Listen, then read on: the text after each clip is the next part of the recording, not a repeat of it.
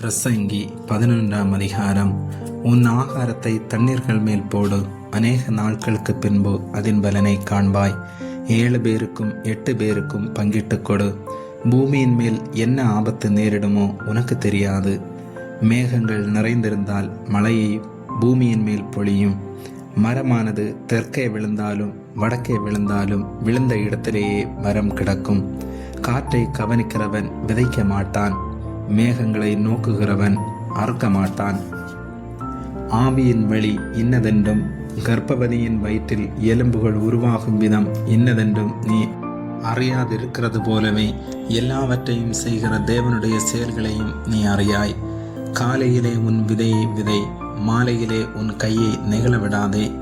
அதுவோ இதுவோ எது வாய்க்குமோ என்றும் இரண்டும் சரியாய் பயன்படுமோ என்றும் நீ அறியாயே. வெளிச்சம் இன்பமும் சூரியனை காண்பது கண்களுக்கு பிரியவுமாமே. மனுஷன் அநேக வருஷம் ஜீவித்து அவைகளிலெல்லாம் மகிழ்ச்சியாயிருந்தாலும் அவன் இருளின் நாட்களையும் நினைக்க வேண்டும்.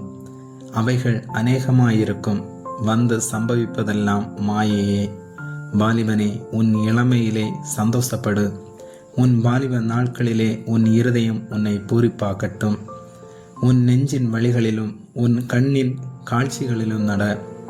ஆனாலும் இவை எல்லாவற்றின் நிமித்தமும் தேவன் உன்னை நியாயத்திலே கொண்டு வந்து நிறுத்துவார் என்று அறி. நீ உன் இருதயத்திலிருந்து சஞ்சலத்தையும் உன் மாம்சத்திலிருந்து தீங்கையும் நீக்கி போடு. இளவயதும் வாலிபமும் மாயையே. ஆமேன்.